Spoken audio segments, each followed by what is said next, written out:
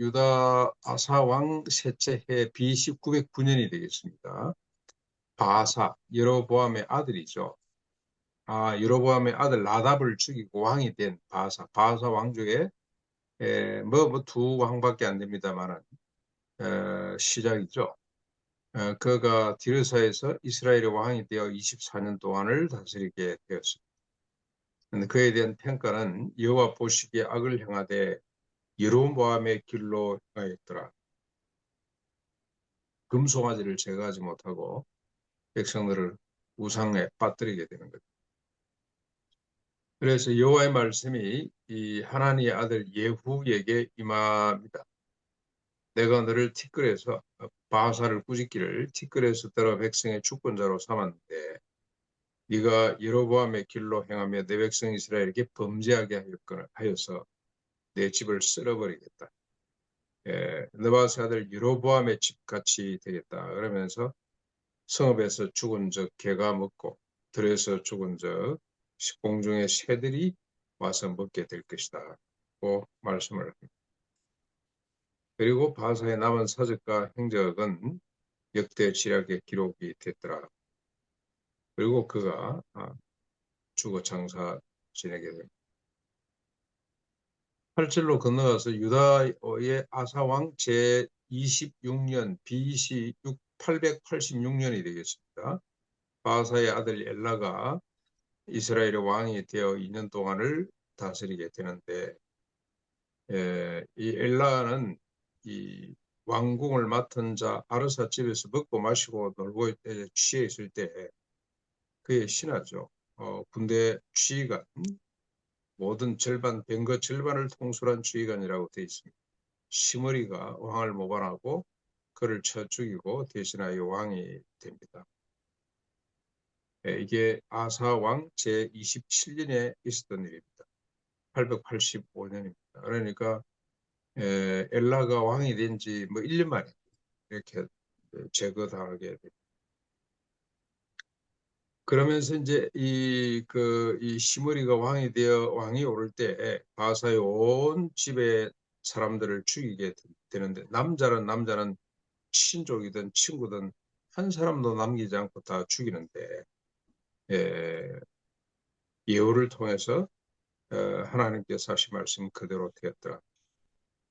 이 모든 것은 바사와 그의 아들 엘라의 죄 때문이라고 자신들만 죄를 짓는 것이 아니고 백성들마저 죄에 빠뜨리는 그런 끔찍한 일을 했기 때문에 하나님께서 이렇게 심멸을 하시는 거죠. 남자는 친척 친구들까지도 전부 다 죽여버렸어요.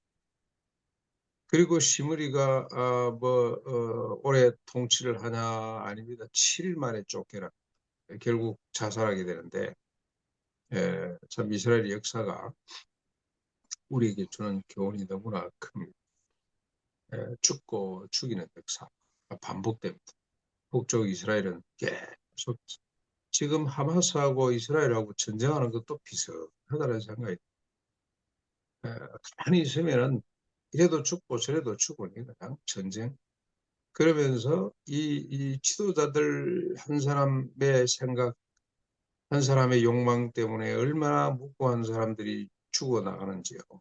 만약에 이 전쟁이 끝나고 어떻게 끝날지는 모르겠습니다만 또 한쪽은 책임을 물어서 또 피해 복수 보복이 또 계속 이어지겠죠. 이스라엘 역사가 이를 계속해서 정언하는 이유가 뭐겠습니까? 이런 이야기를 성경이라고 이렇게 기록해 놓은 이유가 역사다, 역사.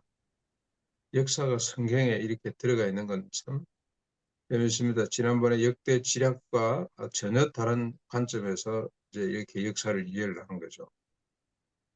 흥망성쇠의 원인이 뭔가?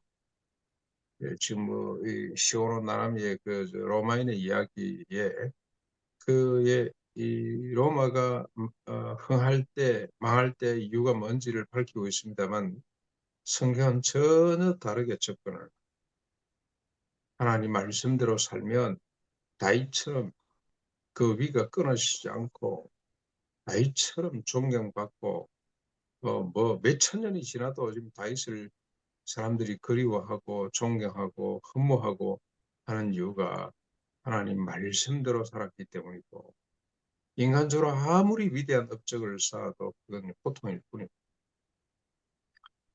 진멸 대상이 될 수밖에 없다는 것을 역사가 계속 밝히고 있습니다. 그래서 조금 더 우리 한 단계 나아가면 별 수 없는 인간일 뿐만이 아니라 별 수 없는 인간의 역사, 인간이 만든 역사는 별 쓸모가 없구나. 왜 그렇습니까? 네, 자기를 위해서 타자를 부정할 수밖에 없는 것이 인간이고, 그 인간들이 만든 역사이기 때문에 별 수 없는 인간의 역사일 수밖에 없습니다. 그런데 이제 영적인 사람들은 어떤 사람이냐? 이 별 수 없는 인간의 역사를 인정하는 거죠.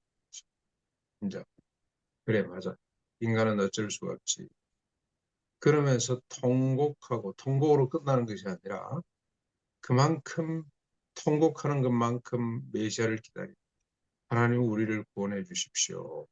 그래서 궁극적으로 하나님의 구원을 바라보는, 예, 죄를 씻어주는 수준이 아니라 인간을 근본적으로 새롭게 해주심으로 말미암아